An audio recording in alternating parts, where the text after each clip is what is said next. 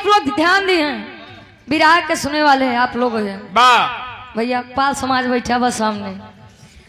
विराह बा जब महाभारत खत्म भा कौरव के हार पांडव के जीत जब भा तो अर्जुन जी का घमंड हो गया कौन चीज का लेके 4 लाइन भूमिका के भाव में कवि दर्शावत है।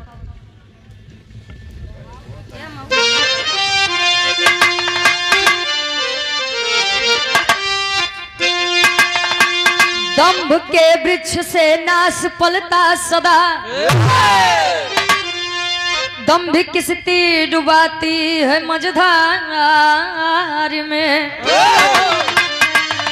ज्ञान विज्ञान में दंभ बाधक बना दंभ की वो झलकती है संस्कार में। दंभ की जाल में राजा रावण फंसा ना बचा कोई तर्पण जो पुरखों को देता।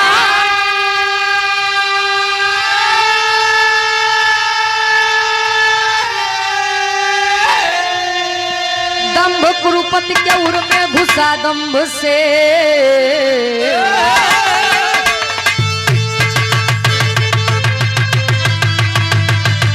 ना बचा कोई अंश जो पुरखों को देता।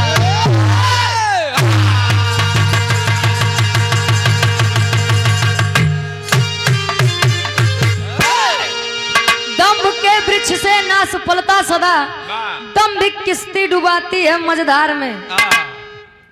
कागवा भैया अगर जकरे अंदर अहंकार आई जाए घमंड आई जाए कि जवन नहीं बस हम ही है हमरे आगे केहू नहीं बा तो जान लो कर विनाश चालू बा। इतिहास देख ला राजा रावण जी उनके बड़ा घमंड रान के हमारे सोने के लंका बा हमका क्यों मारी नहीं सकत लेकिन कहा थे केहू के तनाव खास होए लेकिन ओकर आपन कबो भेद न बतावे चाहिए। पहले के समय में भय हरा होता रहे भय को हरने वाला भय हरा आजकल भय करा होता है भय को पैदा करने वाला। ये आज धीरे धीरे समय बदला जात बा। जब यार अर्जुन जी का घमंड बा कि हमसे बढ़ के धनुधरधारी ए पूरे महाभारत में क्यों नहीं रहा बतावा हम कर्ण जैसे भीष्म पितामह जैसे धनुधरधारी का हराए दे तो हमसे बड़ा वीर के बा लोगन का तो हमारा बाह पूजे के चाहिए। एक घमंड के ऊपर कभी जी 2 लाइन लिखत है गजल के भाव बा।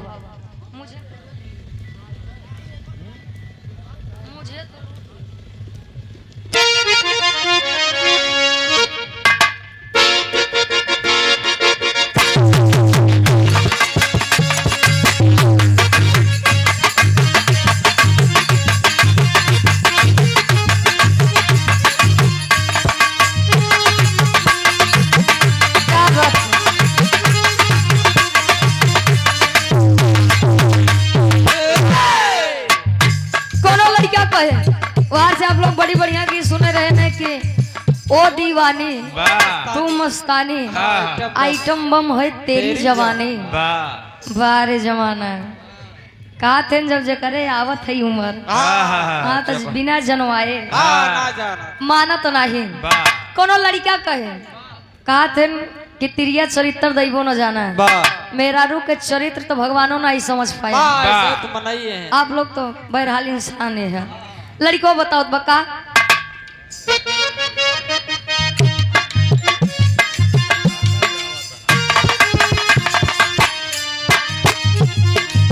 मुझे तो लूट लिया मिल के हुस्न वालों ने मुझे तो लूट लिया मिल के हुस्न वालों ने गोरे गोरे गालों ने काले काले बालों ने।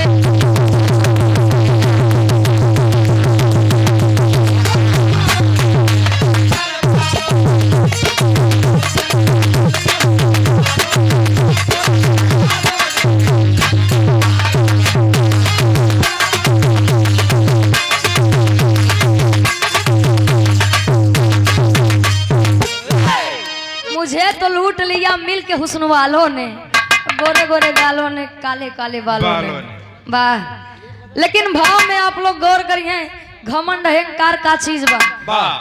ये अहंकार चाहिए तो कहाँ से कहाँ पहुँचा सकत है। कभी जी लिखत है का दम्भ किया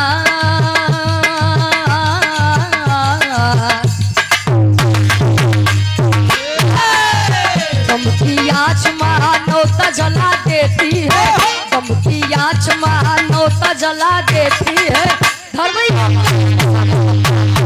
देती है।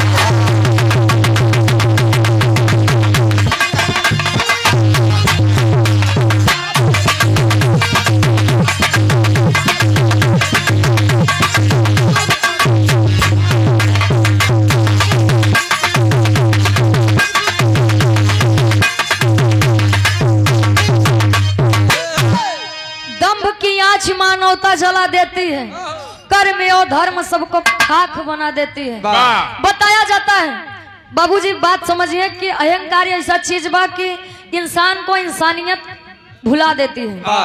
पैसे के अहंकार में, बल के अहंकार में लोग इतने ज्यादा मग्न हो जाते हैं कि आगे के भाइयों नहीं सोचते हैं। कितनो ज्ञान भरा बा, लेकिन अगर अहंकार आई है, राजा रावण बतावा जाते हैं कि अपने समय के सबसे ज्यादा ज्ञानी पंडित रहे, उनसे ज्यादा ज्ञानी पंडित क्यों नहीं रहा। लेकिन अहंकार देखला, अहंकार ऐसा हो कि अपन ज्ञान मान कुल भुलाई गए। यही चीज सीधे अर्जुन जी के साथे होत बा। अर्जुन जी जाय के कहन भगवान कन्हैया से, एक कन्हैया कहन का बहो, कहन तो स्वयं कुछ कहा ही चाहते हैं। कहन कहा, कहन सुना बताओ ते कि महाभारत में हमारे हिसाब से का भवा है। इस हमारे विराग के शुरुआत बा कैसे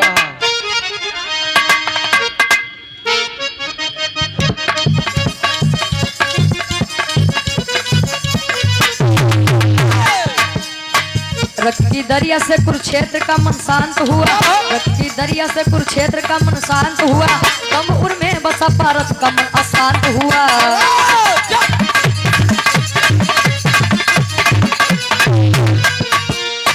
खुलाकर बाह बोले जाके गिरवरधारी से, खुलाकर बाह बोले जाके गिरवरधारी से, कोई ना लड़ सका मुझ जैसे धंधाधारी से।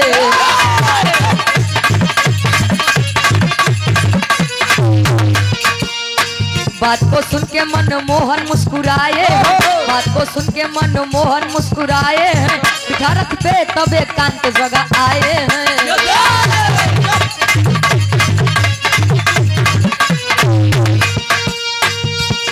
कहेगा न्यूसन रथ की विदा है,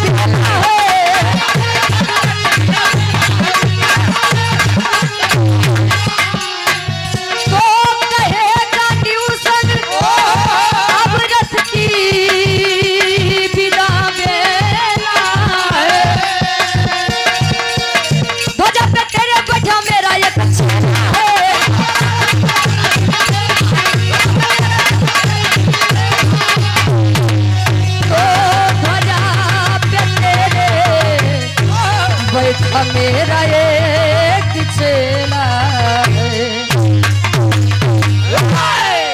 कहानी आप लोग ध्यान से समझो, भी आसान पूर्ण विश्वास बा, कहानी शीशा के जैसा साफ हो जाए। महाभारत का युद्ध जब समाप्त हुआ, कौरव की हार, पांडवों की जीत हुई। यार खुशी खुशी लोग बैठा है अपन राजगद्दी। जब युधिष्ठिर जी पायन तो बड़ा प्रसन्न है कि हमारे 5 जने के जीत हुई है। अब यार अर्जुन जी गए कहन कन्हैया, एक कन्हैया भीष्म और कर्ण जैसा बतावा, इतना बड़ा बड़ा योद्धा आए हमारे आगे टिक नहीं पाए। अगर महाभारत में हम न हो तो शायद अब पांडव कबो जीती न पाते। कन्हैया जी जब इतनी बात सुने कहन, मतलब दूसरे के बले एक तो महाभारत जीता है और ऊपर से बतावा था कि हम न हो तो महाभारत न जीतता। कहन अच्छा। अब यार भगवान कन्हैया करें का अर्जुन को बैठाए रथ पे, कहन चला तो का समझावत आए ने कांत जगह कहन महाभारत में जे जे आ राम जे तोहार साथ देश ओकर तो तू विदाई कई दे। अबे लेकिन एक जन एक विदाई बची बा। कहन के कर, कहन तोरे रथ के ऊपर जौन ध्वजा बा ऊपर हमारे एक चेला बैठा बा, एक शिष्य बैठा बा। कहन कन्हैया पगलाया गोलाइया है का? बतावा ध्वजा पे केहू बैठ सकत है? कहन के अच्छा नमन बा का? यार भगवान कन्हैया कहन बजरंगी ए बजरंगी स्वामी आज्ञा कीजिए। कहें अब तुहार जरूरत बा, अब तू बोला मोहे से और कहूँ से बोला जात का हो? कहे अब बजरंगी तू बोला और तू अर्जुन का बतावा कि ये अपने बल से जीते हैं महाभारत की दूसर केहू के देन बा। भगवान कन्हैया जी कहते हैं समझावत हैं, विराह में गीत लगत बा।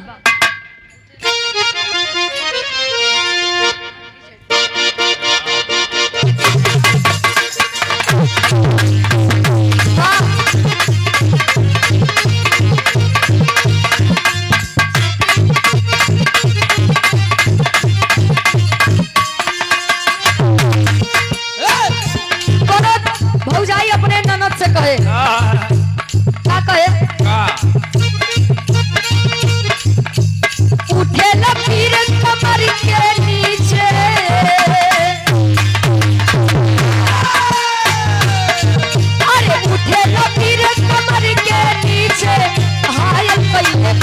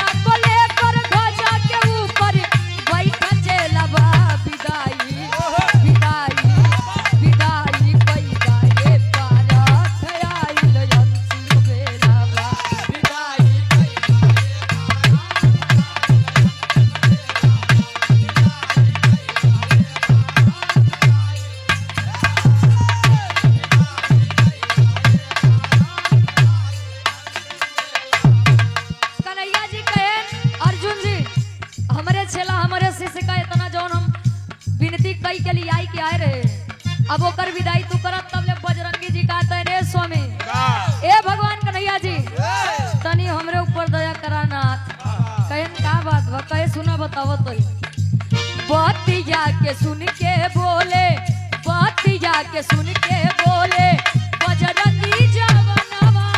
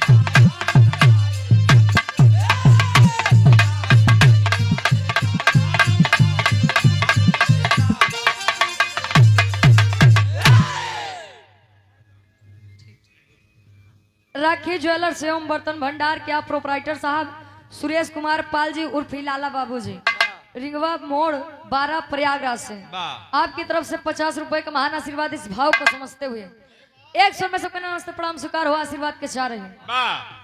बजरंगी जी कहें स्वामी तनी हमरे ऊपर दया बनाए देता ना कहें तो का भाई कहें अरे नाथ जितना बाण चलाए रहे कर्ण जी कुल हमारे शरीर में बेधत बा सबका तो मुक्ति दिवाई दे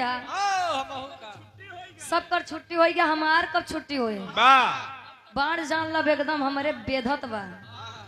अब यार अर्जुन जी सोचत है कहो रण में लड़ाई हम करे बाण पे बाण हम लड़े उनके बाण के जवाब हम दे अयन के कहां से बाण पहुंच गया। बजरंगी जी कहन जितना तू उड़त है आए जितना उड़त है अगर हम लोग न हो तो पता लागत कितना बड़ा वीर है तू। बतावत है बजरंगी जी टेरी के भाव में कवि जी लिखत है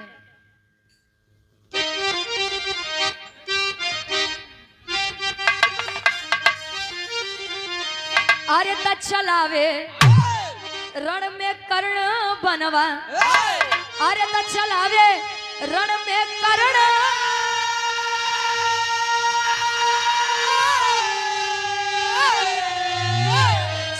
चलावे रण में कर्ण बनवा अवनी बिकल निहारे वार के सहना पावे अरो पावे अरो पावे अवनी बिकल निहारे वार के सहना पावे चलावे रण में कर्ण बनवा।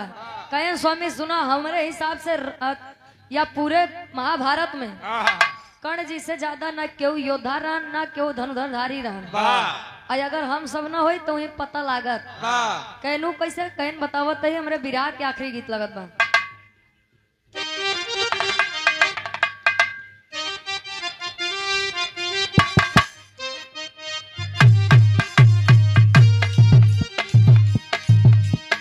कोनो दुल्हा अपने दुल्हा से कहे ए जी ए हर जगह चला जाए कमाए हर एक देश में चला जाए लेकिन वो पूरब देश में न जाया कहे काहे रे कहे मैं इतना जादूगर नहीं ठहरा थे केहू जादू मार के तो कब फंसाए ले तो हम कहाँ जाबे दुलैया कहे का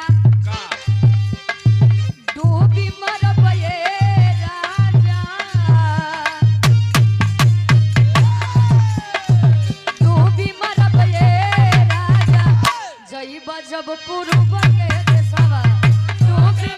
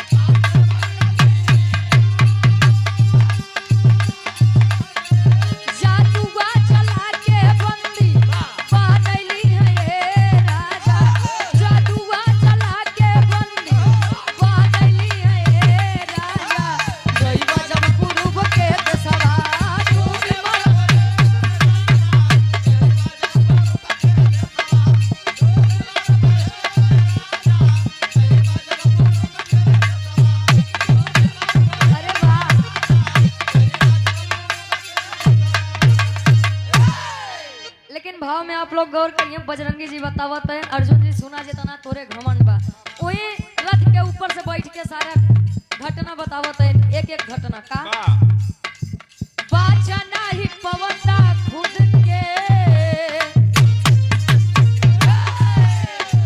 बाचा नहीं पवता खुद के कर्ण जब चलावे बनवा बाचा नहीं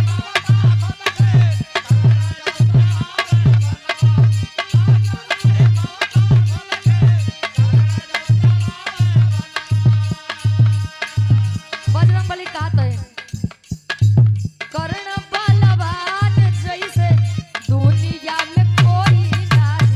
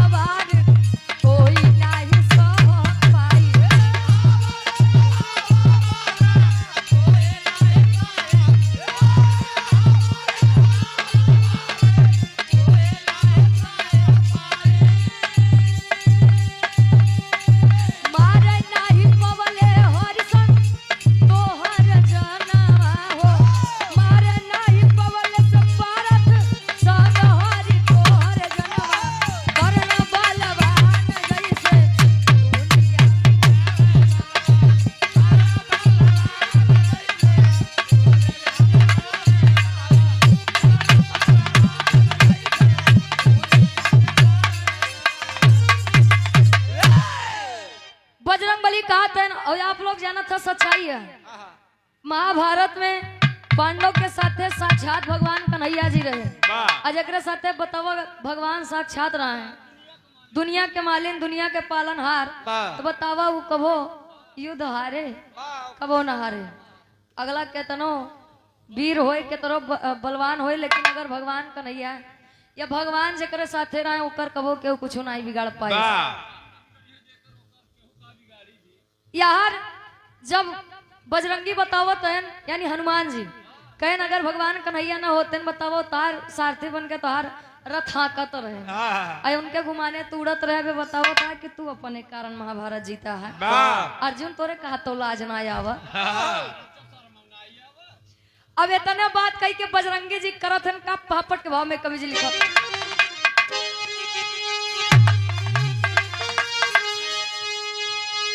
अरे कोई नहीं है वीर कर्ण से बारी गिरिवरधारी हो। अरे तो कोई नहीं है वीर कर्ण से भारी गिरिवरधारी हो। होती नारथ देत सिंधु में डारी गिरिवरधारी हो।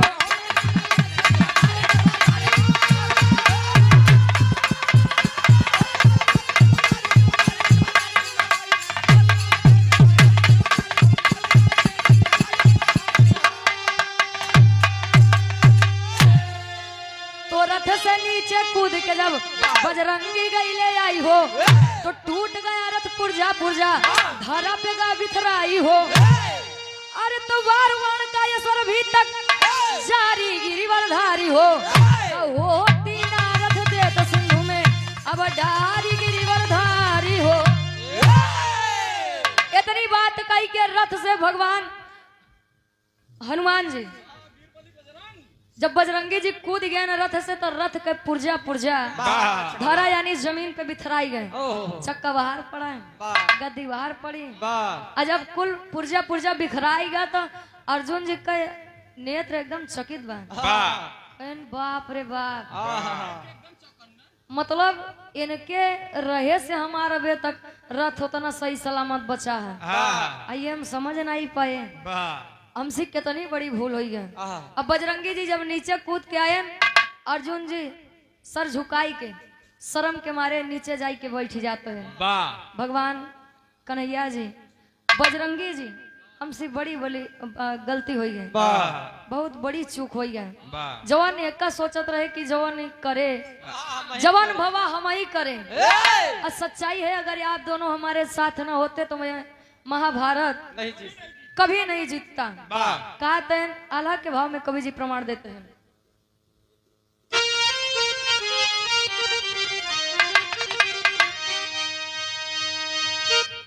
अहंकार दुनिया के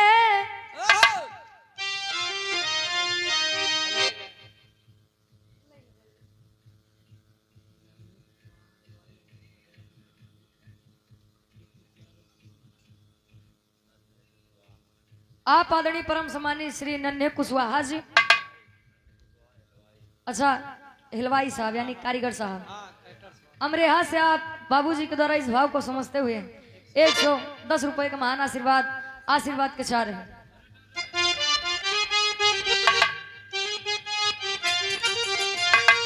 तो अहंकार दुनिया में नाश के मूल भैया,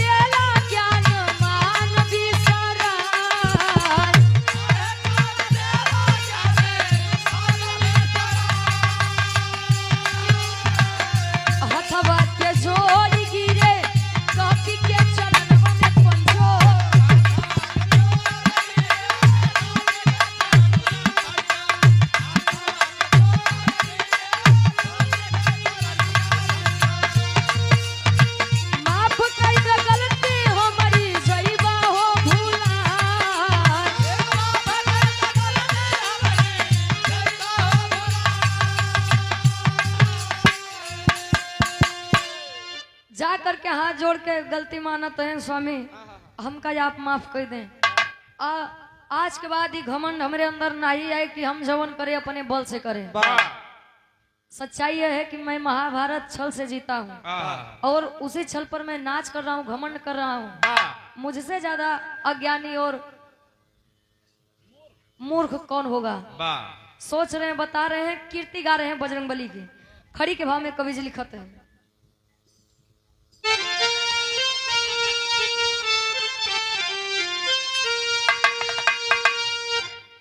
अरे दम्भ नाश भा पारथ के तब झुकावे सिरवा, तो दम्भ नाश भा पारथ के तब झुकावे सिरवा, जुग जुग जिया हो बजरंगी मायन जनी के दिलवा।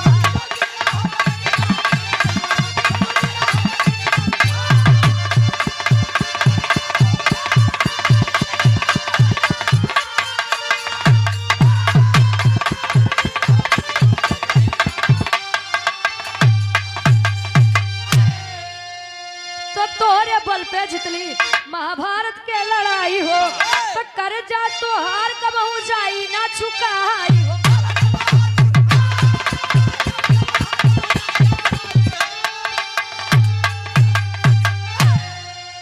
तो शांत मन भइल बा, अब भइल बा धीरवा,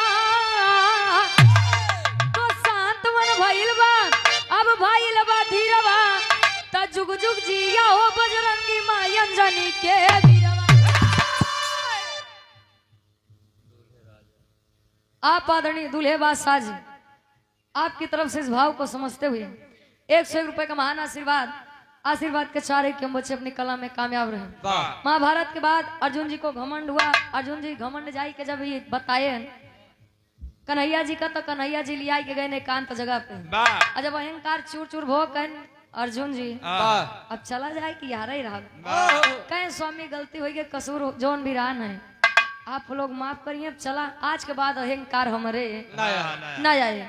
आखिरी में खानदान के परिचय बा। गुरु गणेश गुरु रामलाल चंद्रिका जी कहे पुकार,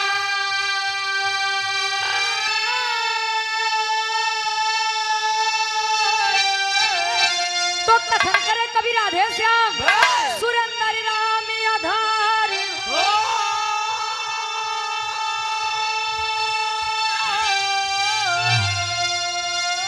चलावे रण में कर्ण बनवा, रुचि में शारद के हरदम सी